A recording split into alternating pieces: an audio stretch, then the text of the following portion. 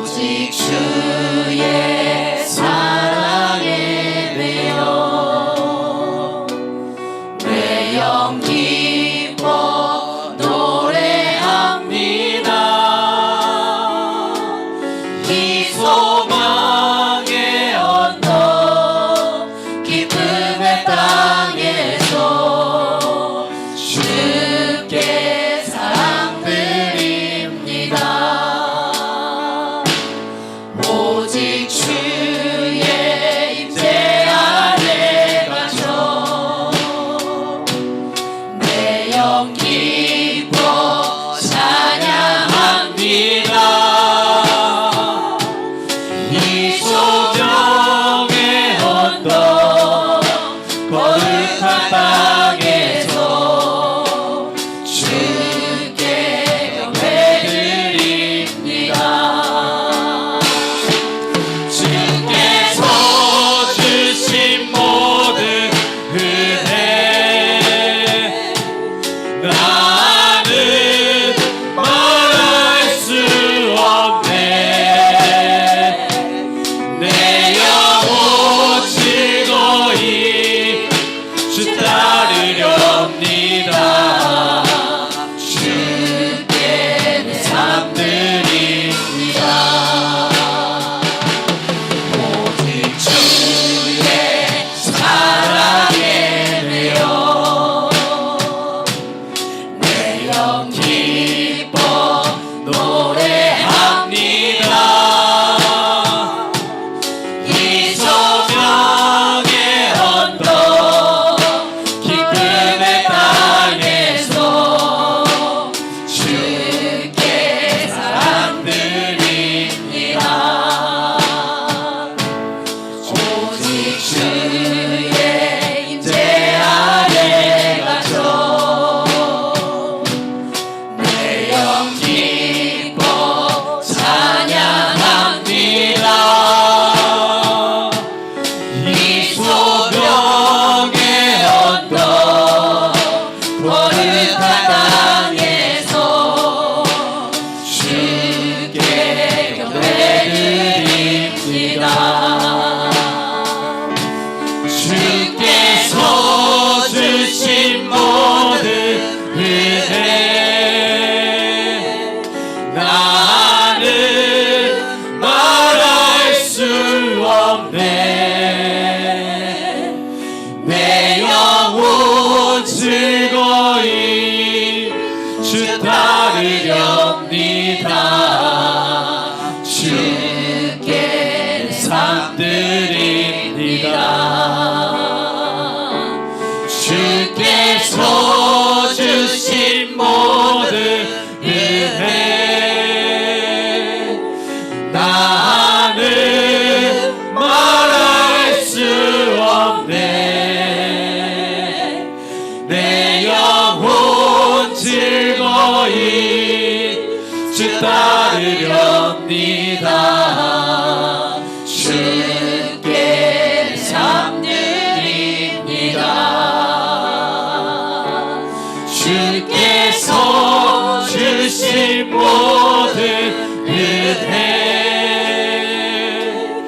나는 말할 수 없네. 내 영혼 즐거이 주 따르렵니다.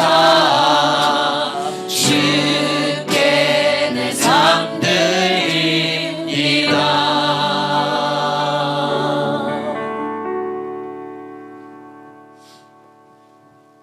오늘은 출애굽 여정 시리즈 두 번째 시간 히브리적 사고와 헬라적 사고의 차이점입니다. 오늘의 본문 말씀은 창세기 14장 13절 말씀입니다. 제가 봉독해 올리겠습니다. 도망한 자가 와서 히브리 사람 아브람에게 알리니 그때에 아브람이 아모리 족속 마므레의 상수리 숲을 근처에 거주하였더라. 아멘. 네, 기도드리겠습니다. 하나님 아버지, 오늘도 이 시간 가운데 저희를 이 자리 가운데 불러주셔서 주님의 귀한 말씀을 듣게 하심에 너무나도 감사를 드립니다. 정말 한 주 동안 저희가 주님의 뜻을 모르고 산 적이 너무나도 많습니다. 하나님, 회개하여 나오니 하나님께서 주님의 뜻을 깨닫게 하시고 저희가 주님께 순종할 수 있도록 인도하여 주시옵소서. 하나님, 오늘 말씀을 전할 때 전하는 자에게 성령 충만케 하시고 듣는 이는 듣는 귀와 보는 눈과 깨닫는 마음이 있게 하여 주시옵소서. 그리하여 모두들 육신의 사고가 영의 사고로 바뀔 수 있는 이번 시간이 될 수 있도록 인도하여 주시옵소서. 하나님께서 이 예배를 주관하여 주시옵소서. 하나님 아버지, 저희 선한목자교회가 부흥을 선포하였으니 하나님께서 예비된 영혼을 우리 교회로 보내주시옵소서. 예수님 이름으로 기도드렸습니다. 아멘. 네, 이번 시간은 출애굽 여정 시리즈 두 번째 시간, 히브리적 사고와 헬라적 사고의 차이점입니다. 이 히브리라는 말은 창세기 14장 13절에 아브람을 표현을 하면서 처음 등장하게 됩니다. 히브리라는 단어는 히브리어로 이브리인데요. 이것은 건너다라는 뜻이 있습니다. 그래서 히브리인은 강을 건너온 사람, 그리고 건너편 지역에서 강을 건너온 사람을 의미를 합니다. 아브라함이 75세가 되는 나이에 하나님께서 성경 기록상 처음으로 시험을 하십니다. 바로 너는 너가 살던 네 고향과 아비와 친척의 집을 떠나서 하나님께서 인도하시는 땅으로 가라는 것입니다. 참, 이 75세의 늙은 나이에 자신이 살던 그 고향을 떠나서 하나님만 믿고 아무런 연고도 없는 그 새로운 땅에 가는 게 정말 쉬운 일이 아닙니다. 그런데 아브라함은 하나님께 순종하여 이 자신의 고향인 갈대와 우르를 떠나서 유브라데 강을 건넜기 때문에 아브라함은 히브리인이 되는 것입니다. 즉, 아브라함은 강을 건너온 사람인 것입니다. 이렇게 아브라함이 히브리인이 되었고 아브라함의 자손들도 히브리인들이 되었습니다. 그리고 이들이 하나님과 관계를 맺고 하나님과 교제의 삶을 살게 되는데 이것이 바로 히브리적 사고입니다. 이처럼 히브리적 사고는 어떤 히브리인들이나 어떤 박사가 만들어낸 인위적인 사고가 아니라 히브리인들이 너무나도 하나님과 동행을 하고 하나님의 뜻대로 살다 보니까 하나님의 의도적이고 반복적인 메시지가 들려오고 이것이 자연스럽게 형성된 문화가 바로 히브리적 사고라는 것입니다. 이처럼 히브리인들이 하나님을 경외함으로써 이 히브리적 사고를 가졌기 때문에 히브리적 사고는 신중심적 사고라고 할 수 있습니다. 하나님의 뜻이 무엇인지 또 하나님은 어떤 분이신지를 자꾸 생각하게 되어 하나님 입장에서 신중심적 입장에서 생각하는 것이 바로 신중심적 사고라는 것입니다. 우리가 이 신중심적 사고를 마리아와 마르다의 경우를 통해서 알아보도록 하겠습니다. 마리아와 마르다 자매는 예수님을 자신의 집으로 초청을 합니다. 이 예수님께서 너무나도 이들에게는 귀한 손님이셨기 때문에 마르다는 예수님을 위해서 열심히 식사 대접을 하느라 분주합니다. 그런데 이 마르다의 동생인 마리아는 그저 태평하게 예수님 발치에 앉아서 그냥 예수님의 말씀을 듣고 있는 것입니다. 그래서 마르다가 이 예수님께 뭐라고 하냐면, 아니 예수님, 마리아로 하여금 자신을 돕게 하소서, 즉 나를 돕게 하소서라고 말을 합니다. 참 인간적인 눈으로 봤을 때는 이 마르다의 생각이 너무나도 당연해 보입니다. 왜냐하면 그냥 보통 손님이 아니고 정말 귀한 손님이신 예수님이 이 집에 오셨는데 당연히 식사 대접을 하는 게 맞기 때문이죠. 그런데 이것이 바로 인간 중심적인 사고, 인간 중심적인 생각입니다. 예수님께서 이 마르다 마리아 집에 오신 것이 과연 대접을 받기 위해서 오셨을까요? 그것이 아닙니다. 바로 예수님께서는 마르다와 마리아 자매에게 하나님의 말씀을 너무나도 가르쳐 주시고 싶어서 이들 집에 온 것입니다. 그래서 예수님께서는 마르다에게 너는 여러 일로 분주하지 말고 한 가지라도 잘하라 라고 책망을 하시고, 오히려 마리아는 좋은 것을 선택했다고 하면서 마리아를 칭찬을 하십니다. 이처럼 사람의 생각과 하나님의 생각은 너무나도 다른데, 내가 자꾸 사람의 생각을 버리고 하나님의 뜻대로, 하나님의 입장으로 생각하려는 것이 바로 신중심적 사고, 히브리적 사고인 것입니다. 제가 임용고시를 공부할 때도 마찬가지였습니다. 사실 인간적으로 생각할 때 공부를 잘하려면 저희가 어떻게 하죠? 바로 시간을 아껴서 정말 1시간이라도 공부를 더 하려고 하고, 정말 공부를 잘하기 위해서 좋은 정보를 많이 얻고, 또 공부를 잘하기 위해서 최선을 다해서 노력하는 것이 공부를 잘하는 방법이라고 생각을 합니다. 그렇다면 하나님께서는 어떤 자에게 복을 주시고 어떤 자를 형통케 하실까요? 그것이 바로 신명기 4장 40절 말씀입니다. 오늘 내게 명령하는 여호와의 규례와 명령을 지키라. 너와 내 후손이 복을 받아 내 하나님 여호와께서 내게 주시는 땅에서 한없이 오래 살리라. 즉 하나님께서는 하나님의 뜻대로 살고 하나님과 동행하는 자에게 복을 주신다고 분명히 말씀을 하셨습니다. 이렇게 정말 온 천지를 창조하신 전능하신 하나님께서 너가 내 명령을 지키면 형통케 하시겠다고 하는데, 우리는 대부분이 이제 보이지 않는 하나님보다 보이는 현실을 더 크게 받아들이곤 합니다. 저도 사실 임용고시를 공부할 때 정말 충남 공주에서 경기도 의왕 선한목자교회까지 정말 먼 거리를 와서 예배를 드렸습니다. 그것도 주일마다 그렇게 하니까 아예 주일에는 전혀 공부를 할 수가 없었습니다.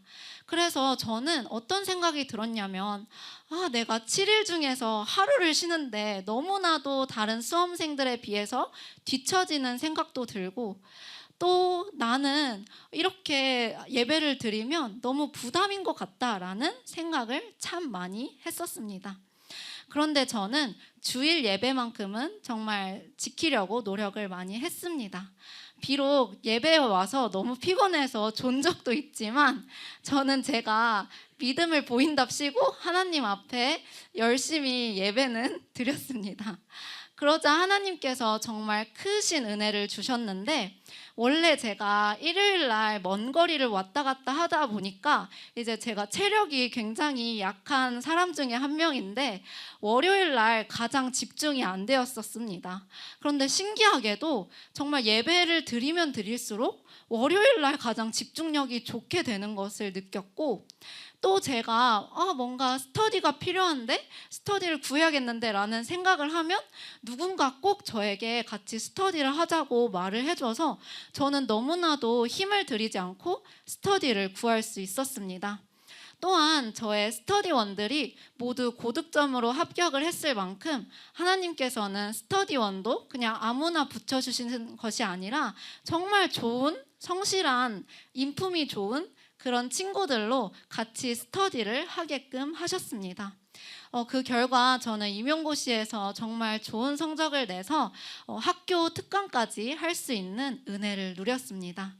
정말 저랑 같이 공부했던 스터디원이 저에게 한 말이 있는데, 너는 방학 때 해외여행도 가고 그리고 잠잘 것도 다 자고 또 산책도 하면서 여유롭게 공부를 하는 것 같았는데, 항상 스터디를 하다 보면 나보다 뭔가 앞서 나가는 것을 자기가 느꼈다라고 말을 했습니다. 그만큼 정말 많은 시간을 공부해야 공부를 잘할 수 있다고 느끼지만, 물론 최선을 다하는 것이 중요하지만 정말 우리가 하나님 앞에 먼저 순종을 할 때 하나님께서는 나에게 은혜를 주시는 것을 우리는 알 수 있습니다. 이처럼 사람의 생각과 하나님의 생각은 너무나도 다른데 언제나 하나님의 생각이 옳다는 것을 저는 많은 경험을 통해서 느낍니다. 그래서 히브리적 사고는 뭔가 대단하거나 뭔가 특별한 그런 사고가 아닙니다. 바로 하나님의 뜻을 이해하기 위한 기본 태도이자 자세라고 할 수 있습니다. 그리고 내가 하나님을 잘 섬긴다고 하는 신앙인이라면 정말 꼭 가져야 하는 자세라고 볼 수 있는 것입니다.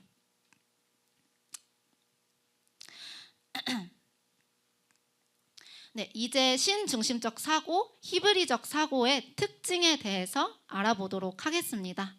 첫 번째로는 히브리적 사고는 의미 중심적 사고입니다. 의미 중심적 사고란 그냥 글자 그대로, 말씀을 글자 그대로 수박 겉핥기식으로 이야기 흐름만 파악하고 넘어가는 사실 중심적 사고가 아닙니다.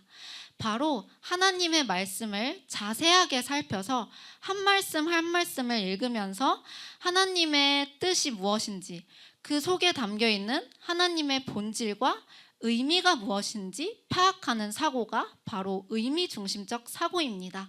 내가 하나님을 너무나도 사모한다면 당연히 하나님의 말씀을 의미 중심적으로 볼 수밖에 없는 것입니다. 우리가 히브리적 사고가 의미 중심적 사고라는 것을 니고데모와 예수님의 대화를 통해서 한번 알아보도록 하겠습니다. 니고데모는 당시 양대 학파인 힐렐 학파와 샴마이 학파 중에서 온건파 학파인 힐렐 학파의 문화생이었습니다. 그리고 니고데모는 당시에 유명한 율법 학자이자 70인의 공회원 중 한 사람이었습니다. 정말 니고데모는 덕망이 있고 또 유명하며 또 성경적 지식이 대단한 사람이었던 것입니다. 그런 니고데모가 밤중에 몰래 예수님을 찾아옵니다. 그리고 예수님께 이런 고백을 하는 것입니다. 바로 당신은 하나님께로부터 오신 선생인 줄 아나이다 라고 고백을 하는 것입니다. 이렇게 니고데모가 유명한데 이렇게 고백을 했으면 예수님께서 니고데모를 참 칭찬할 만도 한데 예수님께서는 오히려 니고데모에게 교훈을 하십니다. 바로 너가 사람이 거듭나지 않으면 하나님 나라를 볼 수 없다고 하는 것입니다.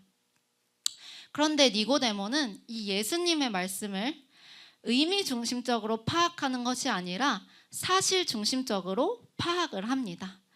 니고데모가 의미 중심적으로 파악을 했다면 사람이 거듭나는 게 어떤 의미이지?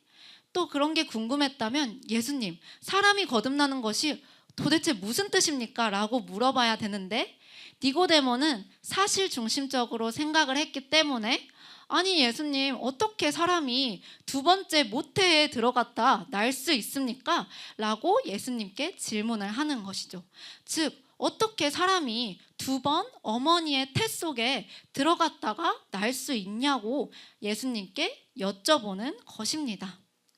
니고데모는 이렇게 유명한 율법학자이자 당시 성경 지식이 대단한 이스라엘 사람이었는데 왜 예수님의 말씀을 이해하지 못한 것일까요? 그것은 바로 우리가 시대적 배경을 살펴보아야 합니다. 니고데모가 살던 시절은 헬라 제국이 주변국에 의해서 패망을 하고 로마 제국이 통치를 하던 시대입니다. 그래서 이 헬라 제국에 대해서 우리가 한번 살펴볼 필요가 있습니다. 헬라 제국은 통치국들의 언어와 문화를 정말 지독하게 강제를 했습니다. 어느 정도로 강조를 했냐면 히브리인들이 자기 자녀들이 성경을 읽게 하기 위해서 히브리 성경을 헬라 성경으로 번역할 정도로 이 헬라 제국은 히브리인들의 언어와 문화를 강제를 했습니다. 또한 이 헬라 제국은 수학과 과학이 비약적으로 발전했던 시기였습니다. 그래서 이 시기에 예술품을 보면 굉장히 사실적으로 묘사를 한 것을 많이 볼 수가 있습니다. 그러다 보니까 사람들에게 자연스럽게 이 사실 중심적인 사고가 스며들었던 것입니다. 그래서 이 시대를 살고 있었던 니고데모도 예외는 아니었습니다. 그는 이스라엘 사람이었지만 자기도 모르게 어느덧 사실 중심적 사고가 자신 안에 스며들어서 히브리적 사고가 희미해져 있어서 예수님한테 사실 중심적 사고로 여쭈어봤던 것입니다. 그렇다면 예수님께서 물과 성령으로 거듭나라고 하셨는데 도대체 이것은 어떤 의미가 있는 것일까요? 바로 육의 생각이 영의 생각으로 바뀌어라 라는 것입니다. 당시 육신의 생각, 헬라적 사고를 가진 니고데모에게 너는 영적인 생각, 히브리적 사고를 가지라는 것입니다.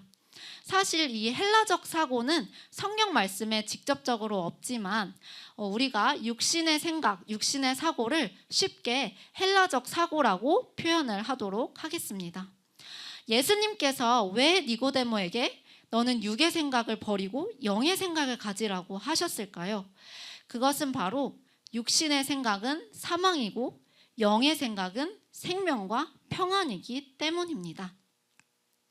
그렇다면 여러분들은 정말 육신의 생각이 사망이고 영의 생각이 생명과 평안이라는 것을 믿나요? 사실 이 노아의 시대로 돌아가 보면 우리가 알 수가 있습니다. 노아의 시대 때 노아가 방주를 만들 때 하나님께서는 이들에게 분명히 홍수 심판이 있을 거니 너희들은 방주를 만들라라고 노아에게 말씀을 하셨습니다. 그런데 이 당시에 헬라적 사고, 육신의 생각을 가진 사람들은 아니 이 화창한 날씨에 무슨 홍수가 나겠어?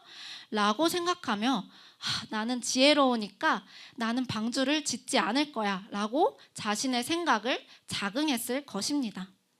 그리고 이들은 심판의 때까지도 그것을 깨닫지 못하고 알지 못하고 하나님 앞에 불순종하며 불성실하며 이 방주를 짓지 않으니 처음에는 이 육신의 사고를 가진 사람들이 너무나도 평안해 보이고 자기들 딴에는 너무나도 자유로워 보이는 것입니다. 심지어 이들은 방주를 만드는 사람을 향해서 비방하고 그들이 어리석다고 생각을 하고 자기 딴에는 하나님께 제사도 드리고 자신이 좋아하는 것, 자신이 원하는 것을 하고 살면서 나는 당연히 하나님께서 심판을 하셔도 구원받겠지라고 생각을 했을 것입니다.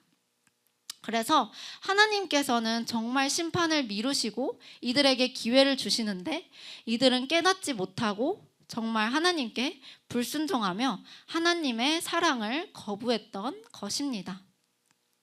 그런데 이때까지만 해도 육신의 생각이 평안인 줄 알았건만 홍수 심판이 내려졌을 때 이들은 그제서야 맞다 방주를 지어야 되는데 했지만 이미 방주문은 굳게 닫힌 지 오래되었습니다. 그래서 이들은 하나님께서 홍수 심판을 하실 때 모두 다 죽게 되었던 것입니다. 반면에 이 영의 생각을 가지고 있던 노아는 정말 처음에는 수고스러워 보이기도 하고 참 무모해 보이기도 하고 참 어리석어 보이기도 합니다. 하나님의 설계도대로 그 큰 방주를 남자 넷이서 산 중턱에서 그것도 몇십 년 동안 만든다는 게 정말 쉽지 않은 일이고 정말 수고스러운 일이었습니다. 그런데 이 노아는 하나님께 순종을 했고 그 자신의 수고의 혜택으로 결국 홍수 심판이 있을 때 이 노아는 하나님으로부터 구원을 받고 이 방주가 자신의 안식처이자 그리고 구원으로 이끄는 길이었던 것입니다. 이처럼 오늘날도 사실 마찬가지입니다. 우리가 영의 생각을 가지게 되면 처음에는 참 수고스럽게 느껴지고 참 유난 떤다고 느껴지고 또 바보같이 느껴지기도 합니다. 그런데 결국에 내가 하나님을 섬긴다고 한 그 일이 나를 구원하고 나를 평강과 생명으로 이끄는 길이 되는 것입니다. 그렇기 때문에 사람의 입장에서는 수고이지만 하나님의 입장에서는 너무나도 당연한 것이고 우리가 그렇기 때문에 나의 수고를 자긍하거나 또 나의 공로를 내세울 필요가 없는 것입니다. 네, 성경을 의미 중심적으로 바라보려면 우리는 이스라엘의 언어, 문화, 시대적 배경, 풍습을 알아야 합니다. 그것이 요한복음 1장 36절에서 37절 말씀을 보면 알 수가 있습니다. 세례 요한이 지나가는 예수님을 보고 제자들에게 보라, 하나님의 어린 양이로다 라고 말을 합니다. 그러자 두 제자는 그 말을 듣고 바로 예수님을 따라갑니다. 아니 도대체 하나님의 어린 양이 무슨 뜻이길래 이 두 제자는 그 말을 듣고 예수님을 따라가냐는 것입니다. 사실 우리는 이방인이기 때문에 이 이스라엘의 언어 문화를 잘 몰라서 이렇게만 보면 잘 이해가 되지 않지만 이스라엘 사람들은 비록 히브리적 사고가 희미해졌다고 해도 이들은 자신들의 조상들의 언어, 문화의 뉘앙스를 알기 때문에 이 하나님의 어린 양이 메시아를 의미한다는 것을 다 잘 압니다. 그렇기 때문에 우리는 이스라엘의 언어, 문화, 시대적 배경과 풍습을 알아야지만 성경을 잘 이해할 수 있는 것입니다. 또한 이 모든 성경은 하나님의 감동으로 된 것입니다. 그러다 보니까 이 성경은 정말 그 숫자에도 그리고 지명에도 메시지가 있습니다. 그것이 우리가 아론과 모세의 죽음을 통해서 알 수가 있습니다. 성경에는 그냥 아론은 호르산에서 죽었고 모세는 느보산에서 죽었다라고만 나와 있습니다. 그런데 이렇게만 보면 아니 아론이 호르산에서 죽었구나, 모세가 느보산이라는 곳에서 죽었구나 라고만 받아들여지지 더 깊은 하나님의 뜻을 우리가 알 수가 없습니다. 그런데 호르산의 뜻은 산봉우리이고요, 느보산은 히브리어로 전령자라는 뜻을 갖고 있습니다. 한마디로 이 아론이 호르산에서 죽고 모세가 느보산에서 죽었다는 것은 아론아 모세야, 너희들은 전령자, 즉 심부름꾼인 주제에 너희들이 산봉우리처럼 높아졌구나, 교만해졌구나 라는 하나님의 그 메시지를 알 수가 있는 것입니다. 그렇다면 이런 생각이 들 거예요. 아니 모세는 이스라엘 백성들을 정말 열심히 가나안 땅으로 이끈 자인데 어떻게 그가 이러한 이유 때문에 죽을 수 있을까요? 라고 의문을 품을 수 있을 것입니다. 그런데 그것은 우리가 또 히브리어를 알아야 해석이 됩니다. 그렇기 때문에 우리가 이후에 출애굽 여정 시리즈를 살펴볼 때 그 이유에 대해서 자세히 알아보도록 하겠습니다. 또한 출애굽 여정의 각 지명마다 우리가 앞으로 살펴볼 건데 거기에도 하나님의 크신 의미와 메시지가 있습니다. 그렇기 때문에 우리는 성경을 그저 문자 그대로만 보는 것이 아니라 그 속에 있는 히브리어의 뜻을 알아서 성경의 지명과 숫자에 있는 하나님의 메시지를 알아두는 것이 좋습니다. 네, 두 번째로 히브리적 사고는 동적 사고, 역동적 사고입니다. 임마누엘은 하나님이 우리와 함께 계시다라는 뜻이 있는데 도대체 여러분들은 이 임마누엘이라는 말을 들으면 어떤 느낌이 오나요?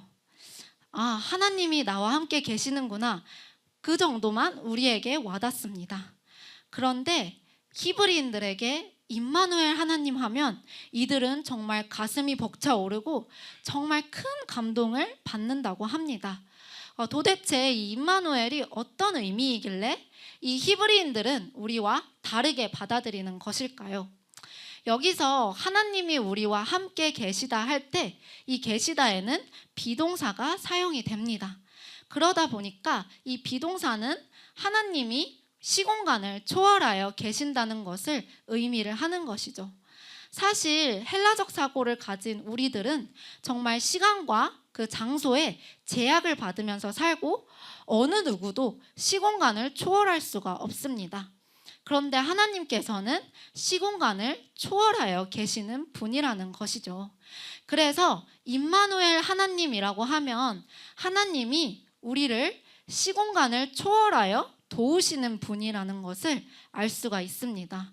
즉 하나님이 그냥 내 옆에 친구같이 있는 존재가 아니라 내 앞길을 예비하시고 또 모든 상황과 환경 가운데 나를 위해서 도우시고 예비하시고 인도해 주시는 분이시라는 것을 우리는 임마누엘 하나님을 통해서 알 수가 있는 것입니다. 저는 정말 말씀을 깨달으면 깨달을수록 특히 이 임마누엘 하나님이라는 것을 깨달을수록 제 삶에 보다 더 여유가 생기는 것을 참 많이 느낍니다. 왜냐하면 이미 하나님께서는 내 모든 앞길을 예비하시고 내 모든 상황을 주관하시기 때문입니다.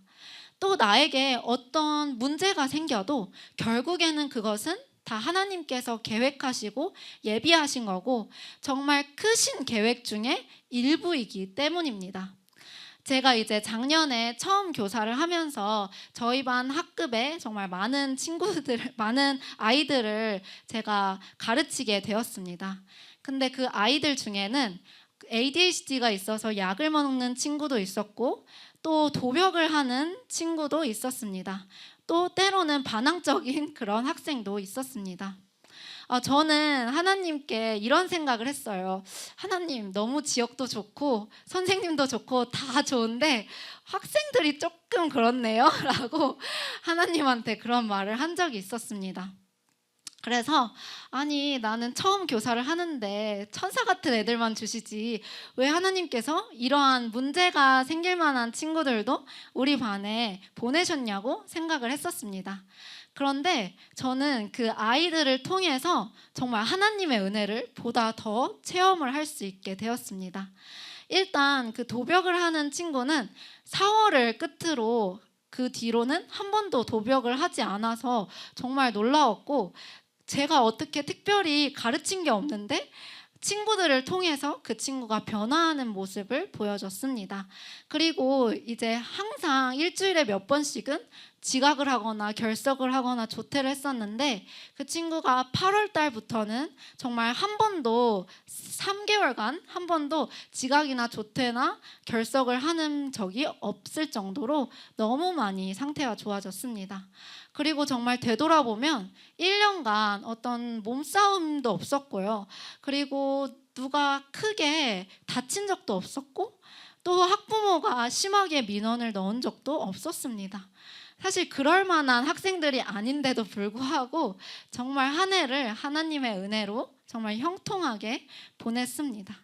이처럼 하나님께서는 정말 나에게 작은 문제가 있을지라도 그것을 통해서 오히려 하나님을 체험하게 하십니다. 그렇기 때문에 정말 저는 임마누엘 하나님이라고 하면 제 삶에서 여유가 생기고 참 문제가 작아 보입니다. 우리가 복음을 전할 때도 마찬가지라는 생각이 듭니다. 당장 우리가 복음을 전해서 결과가 나지 않았더라도 그것은 다 하나님의 계획이고 인도하심입니다. 하나님께서는 가장 적절할 때에 가장 적절한 시기에 그 영혼들을 하나하나씩 인도해 주시는 것이죠. 그렇기 때문에 정말 우리가 그 하나님의 전능하심을 안다면 나는 하나님을 신뢰할 수밖에 없고 내 인생의 문제는 아무것도 아니고 정말 하나님과 동행하는 삶을 살 수 있는 것입니다. 또한 요한복음 1장 1절 말씀을 보면 말씀은 곧 하나님이라고 되어 있습니다. 말씀은 곧 하나님이시기 때문에 하나님은 동적, 역동적이신 분이라 우리가 말씀도 동적, 역동적으로 지켜 행해야 되는 것을 알 수가 있습니다. 즉, 지식으로만 알기를 원하시는 것이 아니라 그 말씀을 깨달아 행하시기를 원하시는 것입니다. 지식만으로는 하나님을 제대로 체험할 수 없기 때문입니다. 그것을 우리가 신명기 6장 5절 말씀을 통해서 살펴볼 수가 있습니다. 이 말씀은 쉐마 이스라엘 말씀으로 모세가 가나안 땅에 들어가기 전에 광야 2세대들에게 한 말씀입니다. 바로 너는 마음을 다하고 뜻을 다하고 힘을 다하여 내 하나님 여호와를 사랑하라는 것입니다.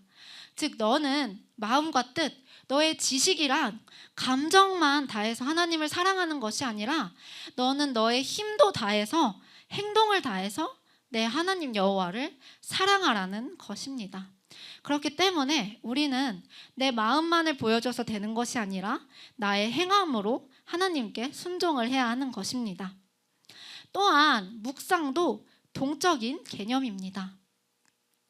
우리가 묵상하면 한국인들은 특히 불교의 영향을 많이 받아서 그저 생각을 비우고 하나님께서 오늘 나한테 무슨 말을 해주실까라고 생각을 비우면서 하나님의 그 응답을 기다리는 걸로 생각을 합니다.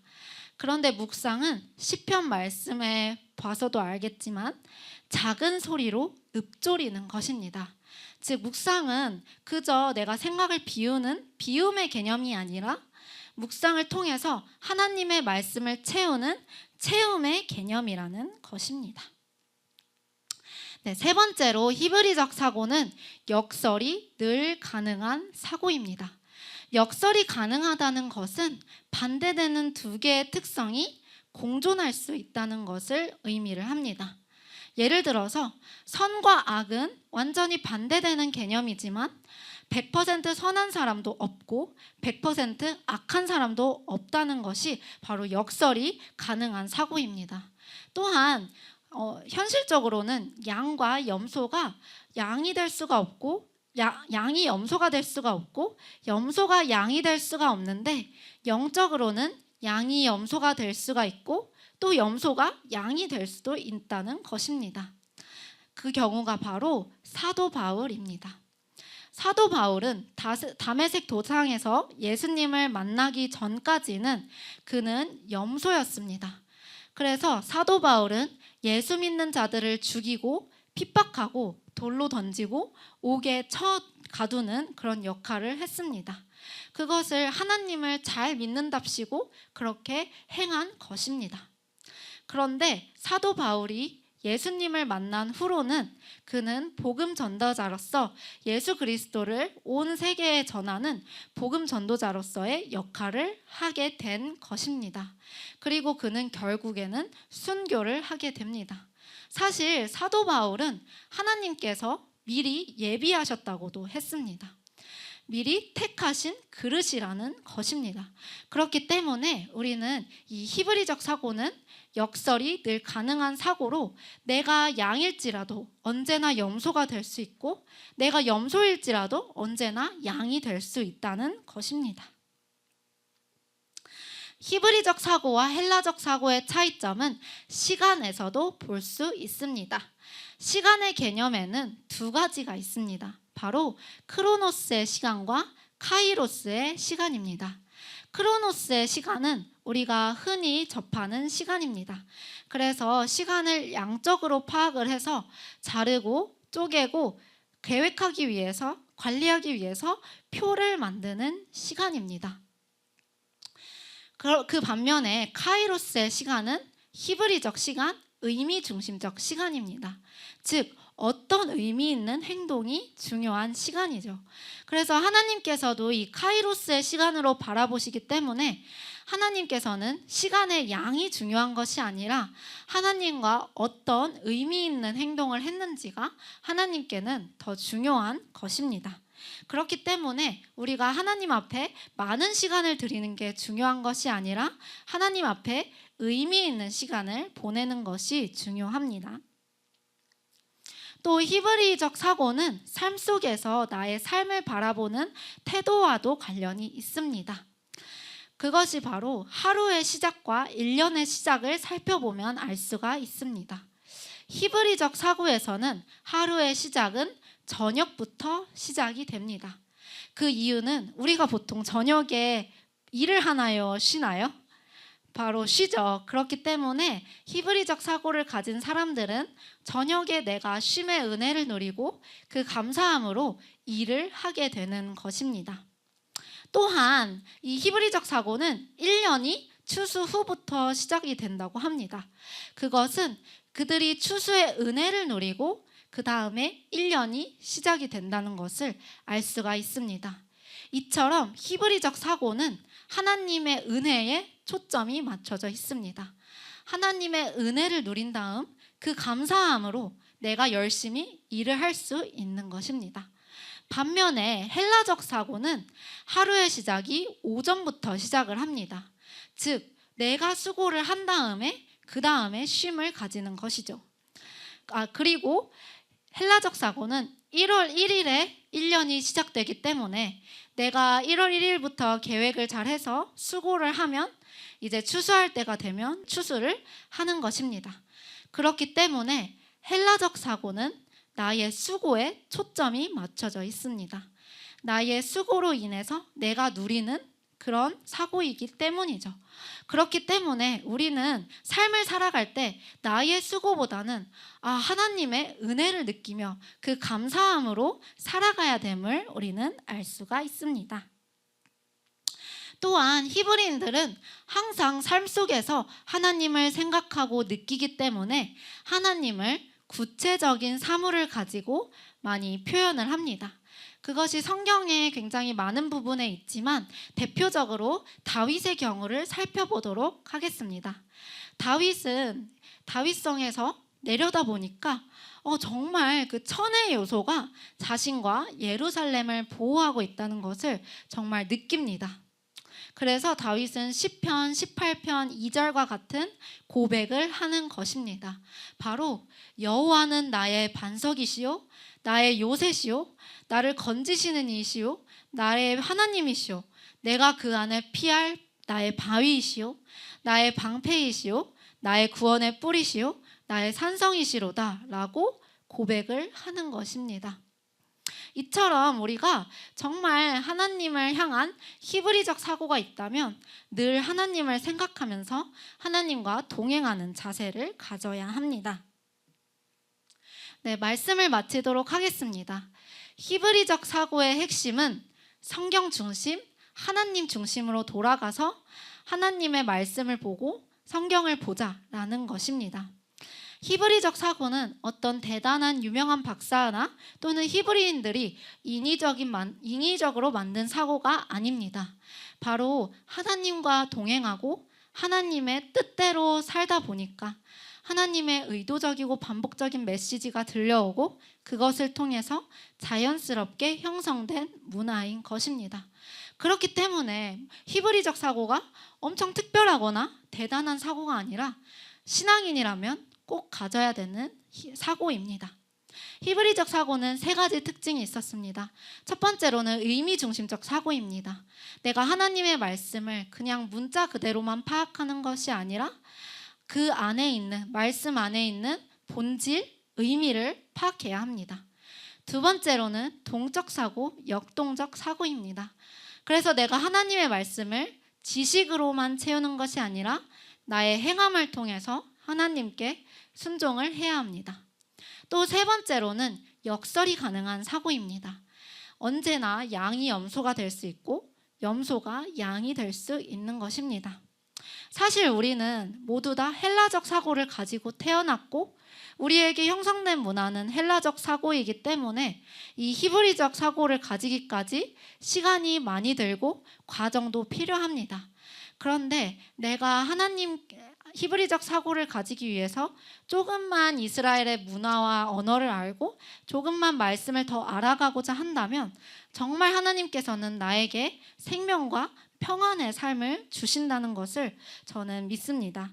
그래서 저는 바라기로는 여기 계신 모든 분들이 히브리적 사고로 바뀌어서 정말 하나님의 은혜를 풍성하게 누릴 수 있는 분들이 되셨으면 좋겠습니다. 저희 선한목자 교회의 설교는 전편을 처음부터 끝까지 들어야 이해가 됩니다. 왜냐하면 성경은 연관성이 있고 동일성이 있고 통일성이 있기 때문입니다. 그렇게 하셨을 때 여러분들의 삶에 생명과 평안 그리고 기적과 이적, 치유와 권능이 나타나게 될 것입니다. 주 안에서 주님과 동행하면 모든 삶이 평강이면서 풍성하면서 건강하면서 형통합니다. 자녀 문제도 건강 문제도 경제 문제도 시험 문제도 취업 문제도 직장 생활도 환경 문제도 우울증도 만성 질환도 고질병도 정신 질환도 주 안에서 주님과 동행하면 영육 간에 형통합니다.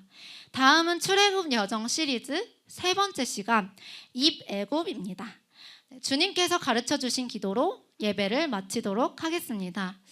하늘에 계신 우리 아버지여, 이름이 거룩히 여김을 받으시오며 나라에 임하시오며 뜻이 하늘에서 이루어진 것 같이 땅에서도 이루어지이다. 오늘날 우리에게 일용할 양식을 주시옵고 우리가 우리에게 죄 지은 자를 사하여 준 것 같이 우리의 죄를 사하여 주시옵고 우리를 시험에 들게 하지 마시옵고 다만 악에서 구하시옵소서. 나라와 권세와 영광이 아버지께 영원히 있사옵나이다. 아멘.